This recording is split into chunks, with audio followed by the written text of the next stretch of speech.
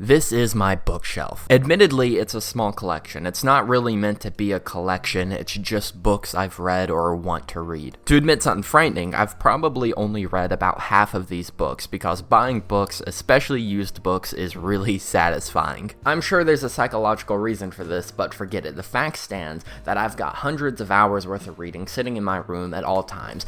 A hell of a to-do list. Look at my movies. My movie buying behavior is explicitly different. Most of these are things I bought or was gifted in my teenage years. The additions I've made as an adult are sparing. I'm very picky when it comes to what movies I buy because, we're watching most of everything on streaming or some other source on the internet, and I only buy a physical copy when I specifically want a physical representation of that movie in my room.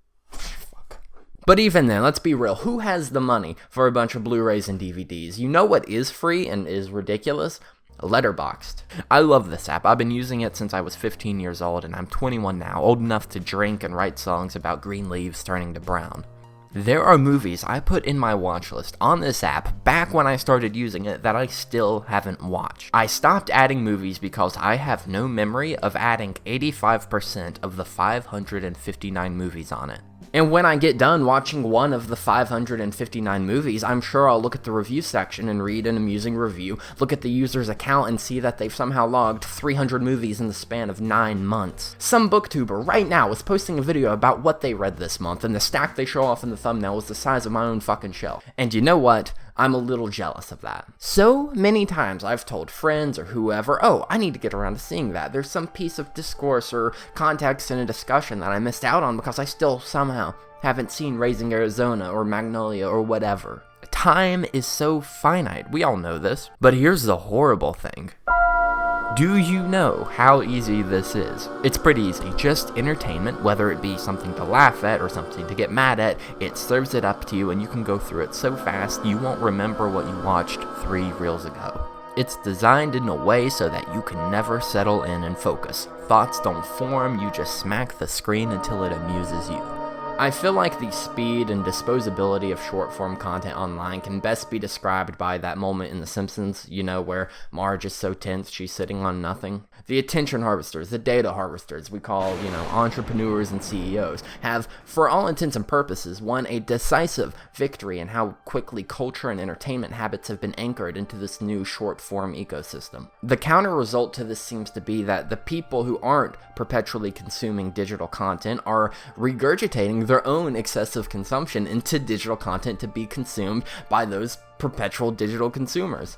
We've come to romanticize the minimal effort required to engage with completed and finite works because we're so drugged up by the internet, and this excessive media consumption is ironically also fueled and facilitated by other apps such as Letterboxd. I don't even believe this regurgitation is entirely a bad thing. Frankly, any backlash to the dominance of short-form content is a net positive in my mind, but to me, it's still counterintuitive to the experience of engaging with art. I made a video about how game-changing the exploration of the Force and the character of Yoda was to Star Wars and The Empire Strikes Back. And in that video, I talked about how the excessive amount of material in the Star Wars franchise has dulled our perceptions to the details and quirks of the individual movies when taken in isolation. I think I've come to realize that that phenomenon is not specific to Star Wars at all. It really does encompass everything. Whether we're passively scrolling or seeking out material to put onto and promptly strike from a checklist, we're suffocating the opportunity for these things to grow within our hearts and minds.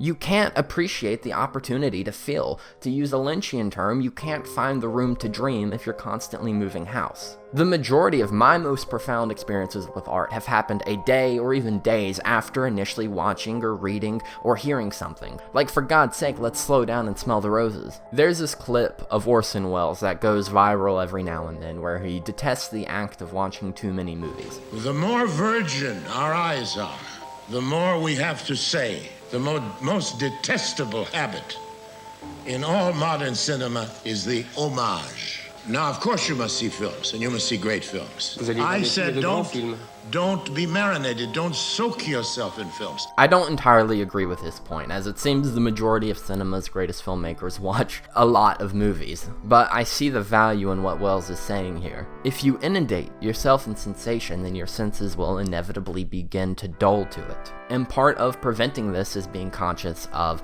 the types of movies and books and music and video games you're engaging with. Like seriously, if you listen to any one thing I say, go out of your way to get into different genres, styles, nationalities, and budget levels. Whether it be action movies, rom-coms, pop albums, fucking whatever.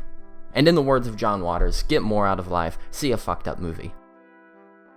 So that brings me back to the bookshelf. Even if you remove all the distractions of the internet, the desire to seek rewards and attention for your consumption, humans have created so much. I think it's really sort of lame how we can't experience everything. If you spend your whole life reading and watching movies, there will still be dozens, hundreds, thousands of movie experiences and perspectives that you'll miss out on. All you can do is what interests you. Drop the boring book, skip the franchise homework. We can't watch or read or listen to everything, so we might as well put a little effort to care about what we do get to.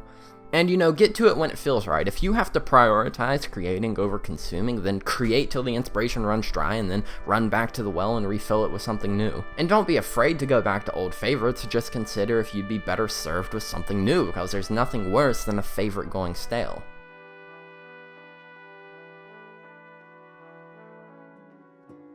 Thank you for watching. I don't know if I'm even in focus right now. I just moved my camera.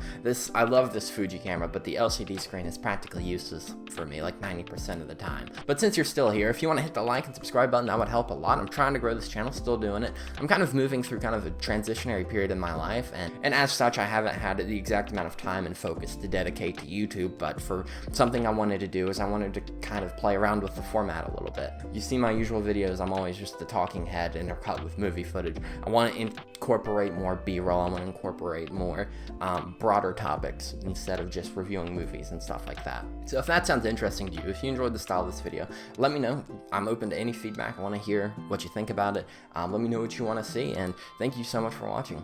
I've discovered that the interesting thing about trying to grow a channel is that what one person comes for is not going to be the same as what someone else comes for, and when you're kind of just throwing stuff at the wall, you kind of get a lot of viewers kind of coming and going and stuff like that. So my goal here is, and tell me if this sounds interesting, I want to be able to have the video essay style content coexisting with stuff like this, and also more like, you ever see those photography videos where people just go out and take photos, stuff like that, just cataloging the creation of art and using it as a way to challenge myself and also catalog what I'm doing, So if you come for one thing and I start uploading another, know that it's all going to be a part of the same thing.